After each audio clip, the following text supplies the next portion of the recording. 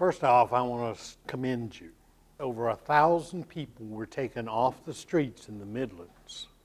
1,000 people were taken off the streets, saving $13 million for the Midlands. That's a huge kudo for y'all. So give yourselves a hand. But I want to tell you something else you've accomplished. I want to tell you a story about Denise and Tanya. Denise is about 25 years old, and she came into the cooperative ministry and needed some help. She was behind in her rent. Tanya is her 4-year-old daughter, and she was sitting on Denise's lap. Tanya was pale and a little underweight and clearly uncomfortable at being there. Denise didn't look much better off. Her lips were trembling. Her eyes were blinking back tears. Her voice was soft and shy. She began telling me her story.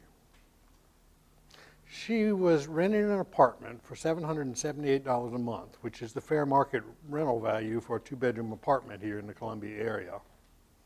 And Tanya had gotten sick. She had a stomach aneurysm. And Denise had to miss 2 weeks worth of work to take care of her daughter. Now, Denise was working full time, $8.40 an hour.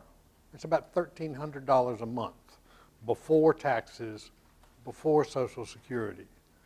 And she was spending $778 for housing. Her utility bill was running about $200 a month. She was a month behind, but not in danger of having it cut off. She didn't have a car, so there was no car payments, no car insurance that she had to mess with. Didn't have cable, didn't have internet, couldn't afford it. And she was facing eviction.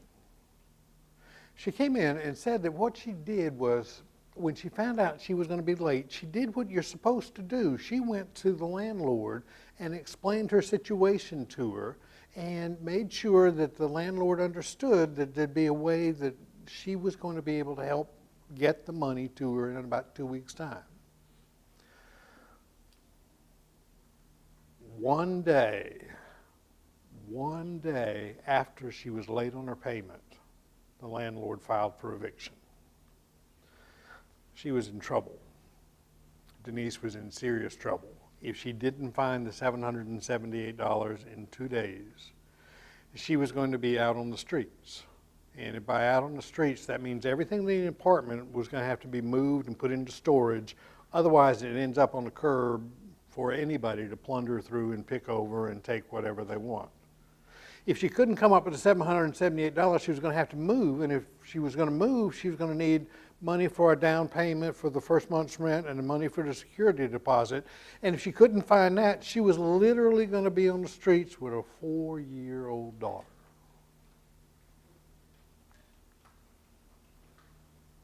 She waited to hear what we were going to say. Head down, eyes sort of half closed. I got up to make copies because I had to have a way to think for just a minute. I couldn't figure out what to do.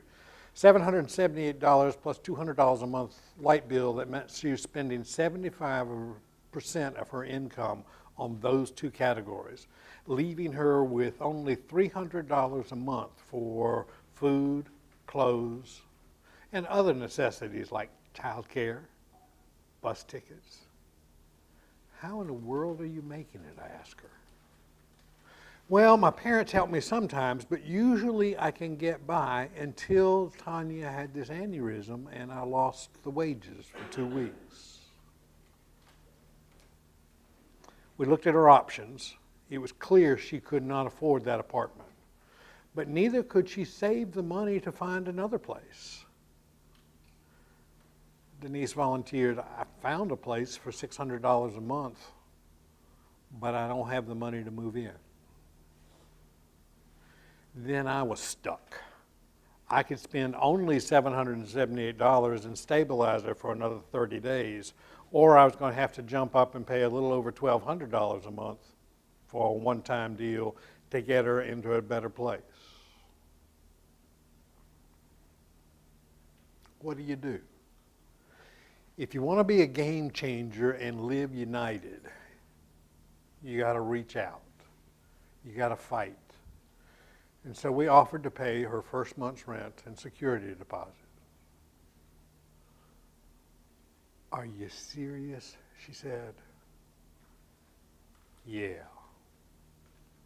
We were a game changer for Denise and Tanya.